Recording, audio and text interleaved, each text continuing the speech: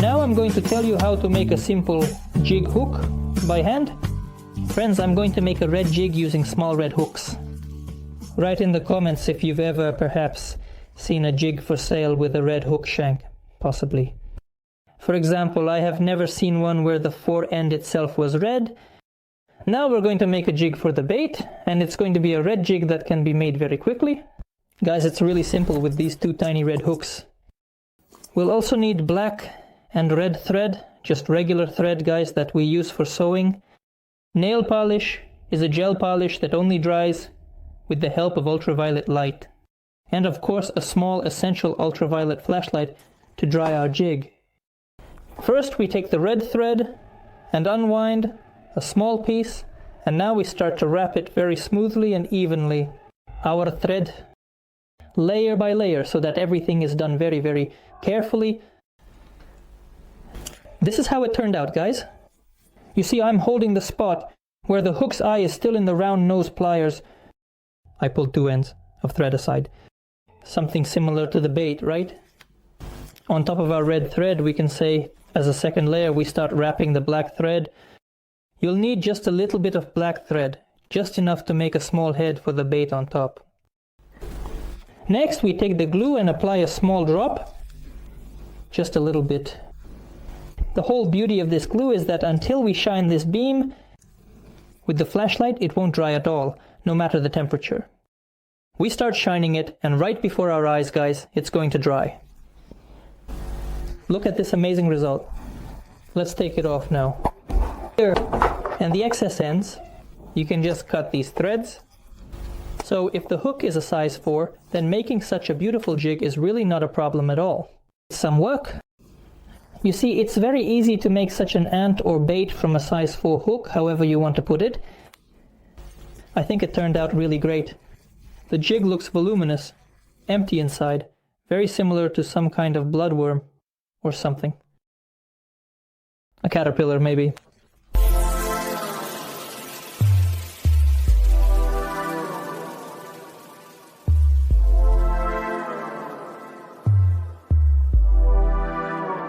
The next DIY project I want to focus on, guys, is a fishing rod tip, a crossbow. I once told you how to make it. I want to repeat this because last winter I caught a lot of fish using this tip I made. The bream is excellent and the roach is just fantastic. Guys, the purpose of the tip is that it compensates for the weight of the jig. If you're fishing with a heavy jig, the fish doesn't feel it when it bites, and the tip has a very long range. It has a very long range. You see, you can see the entire bite. So even from a distance, whether you're fishing outside or in a tent on the other side, you'll see the bite. The tip is positioned like this, and when the fish bites, it will lift up all the way to the top. Now I'm going to tell you how to make it. Friends, I think you've understood all the advantages. This is the perfect tackle for catching bream. To make the crossbow tip, we will need some steel wire, a fairly stiff rubber band, and some tool to help us bend the tip comfortably. First, we need to take a piece of wire about 30 centimeters long, as I mentioned. We need to straighten out this edge, guys, somewhere in the middle, and make a few bends. The first bend we make is right here with you, like this.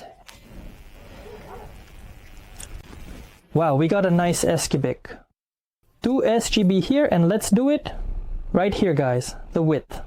This should be the same as your rubber band, since there are so many types of rubber bands available on the market right now. So guys, take the rubber bands you bought and make them about the width of the band, maybe a little bit smaller. A little bit more doesn't really matter, just make this bend here. I can't tell you how much that is in centimeters, because as I said, everyone has different rubber bands. So this is roughly what I ended up with. Now we need to raise this edge. So guys, we just take it up a few centimeters like this and lift it up a little. On one side, we slightly lift it up to the same distance on the other side.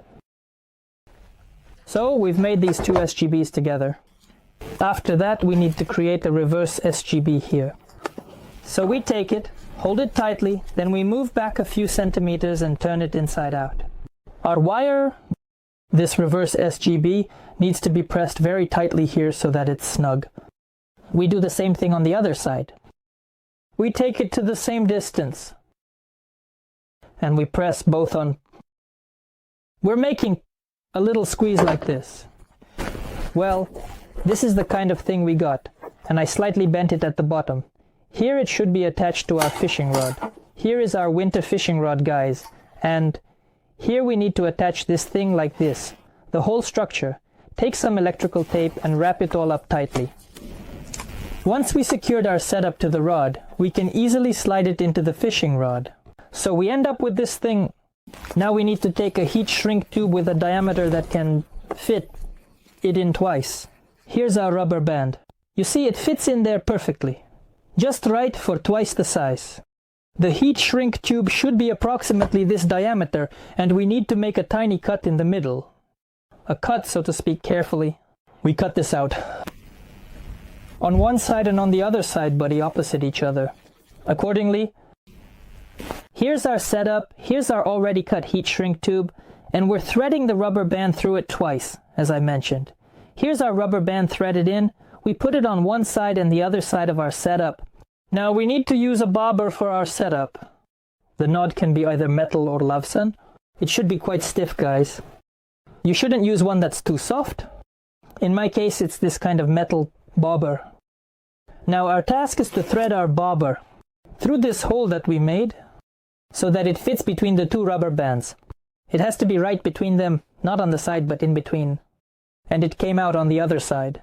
You and I need to adjust the crossbow nod so that our nod is in this position. So for this, we take off one end of the rubber band and just make a few turns. So we twist it like this and put it back on. Now I've adjusted this tackle. Let's imagine that we have a jig under the water. When we're laying it out, the rubber band slightly compensates for the weight of the jig. And the bobber rises. Also, guys, if we moved away for a bit, we had a good setup. We'll see a picture like this. We just had a setup. The bobber is standing there, raised up, and that's thanks to our rubber band. So we come in and we realize that we need to either check the bait or something has happened. It has a very large amplitude of oscillation, as you understood. So even a small bite will be noticeable with such a high leverage. It's very visible, guys, cool. It's going to be really cool. If it bites down, we'll see a bite down. If it bites up, then we'll see a bite up. The ideal position of the kivkarboli is when it's almost horizontal, but in this case, as it is now, it is weighted down by the jig. It's very easy to adjust. We took off one turn, added one turn. Or you can even adjust the length of the tip itself between the rubber bands. It goes up and down. As you understood, there are only advantages. There are also cons. This, guys, is a bulky setup that isn't so easy to assemble. You see, the tip will still stick out about 15 centimeters if you pack your fishing box. And guys, the second downside is fishing outside the tent. That is, outside, the setup can get a bit tangled, and in strong winds, the tip can sway a little. On its own if you use a light jig. If you use a heavier jig, then everything will be just great, and the tip will handle it 200%. The bomb, or as I call it in other regions, the balda, is a very effective tackle, in my opinion, about 90% effective, guys out of 100. It's just crazy gear, in my opinion the stupidest. I don't understand why the perch takes it. Everything is done primitively, simply that there is nothing for the fish to take here, there is nothing for the fish to take here, but the perch bites quite well, simply loves this thing, and briefly rushes to nothing. Now I'm going to tell you what you'll need for this tackle and how to make it as easily as possible. This is the cheapest, simple way to do it. Surely there's someone in your family, whether it's your mom, grandma, or sister, who does beadwork. I think everyone can find beads at home. No, you can buy it either at a sewing supply store or at a fishing shop, but it will be more expensive there. We'll need some additional red beads, black beads, and some small sleeves like these from wires. Whether it's black, blue, red, or any other color, guys.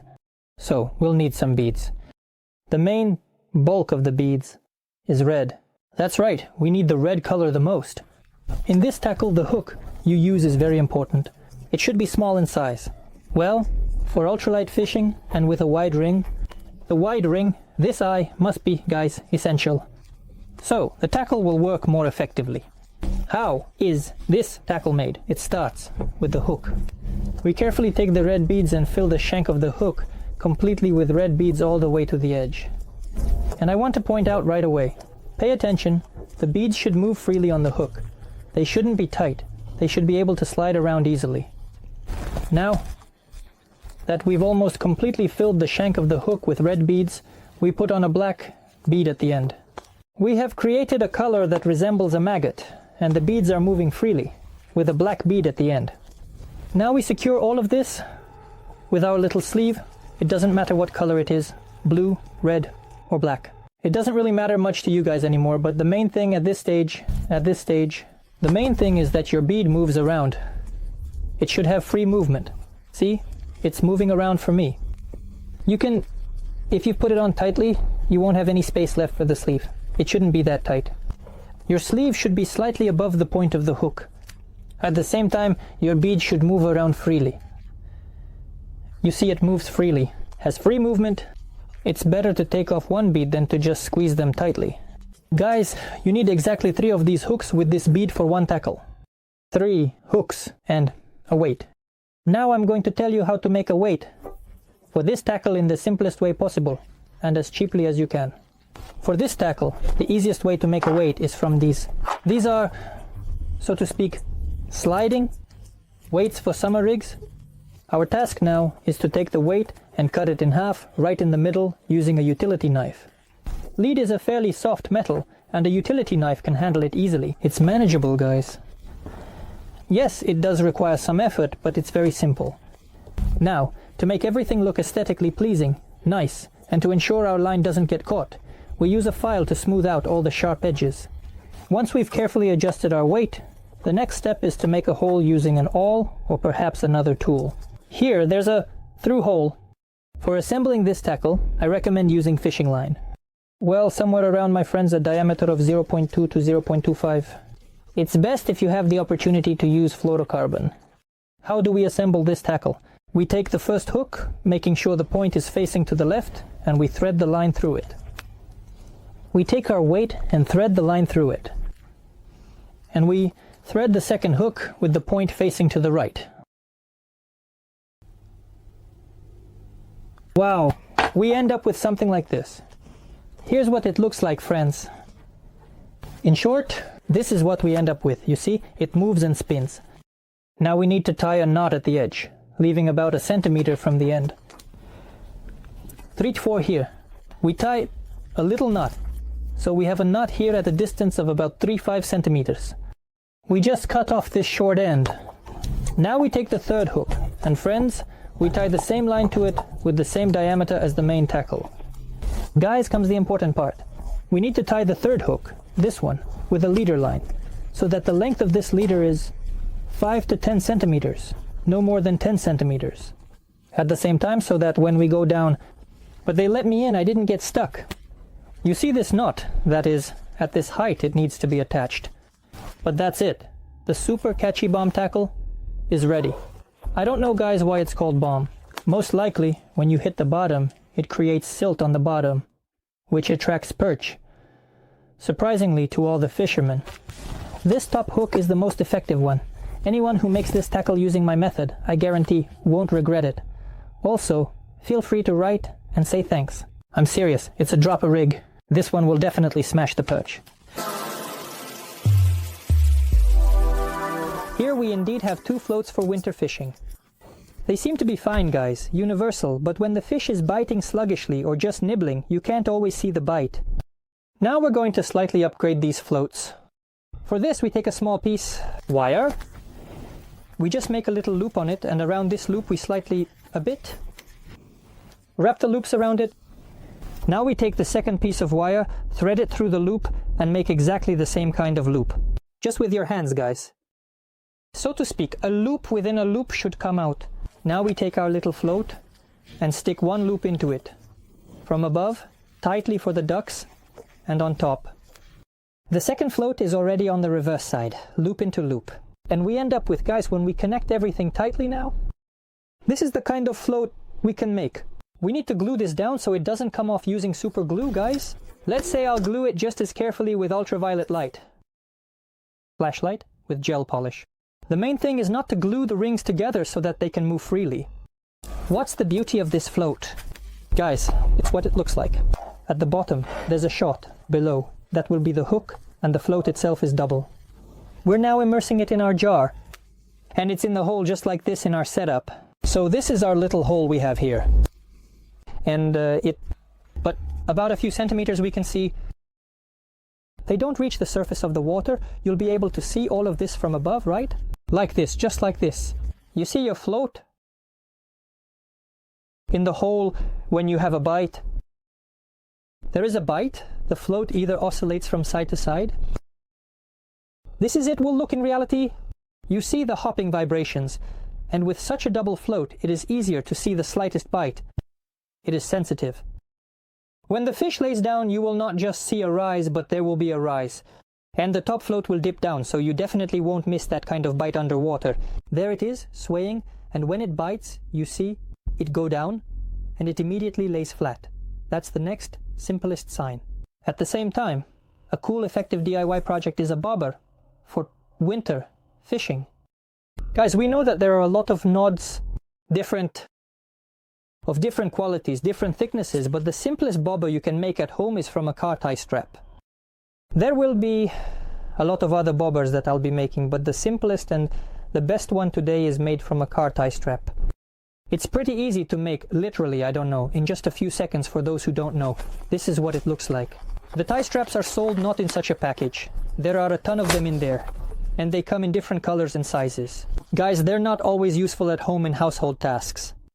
So, in my case, I have black tie straps and a white one. I think that a white tie strap will blend in with the snow background and won't work well for the bobber. And it will also need to be painted with varnish so that it contrasts a bit. And the black tie strap will be just what we need. It's just a little thinner for me, and now we're going to make a bobber from this tie strap. Here I have a winter fishing rod and a regular tie strap. I, guys, love long bobbers. You can adjust them. And with a long bobber, even the slightest bite, like from a light jig, will bend it. When it's laid out, it will be much more visible. We just take this edge and cut it off with the tie straps. We really managed to make a bobber in just a few seconds, guys. Here it is, our beauty. Now we just take the winter fishing rod and you just push our bobber into this little rubber band here. Well, that's it. Almost everything is ready. We just simply need to make a tiny little hole right here at the very edge of the bobber itself. To thread the fishing line through it, you can use the same awl or needle or a heated object. Again, at your discretion, if you really want, you can paint it green or red varnish so that the tip is really clearly visible. I just made a small hole, just the right size for the line. It will fit absolutely perfectly into it.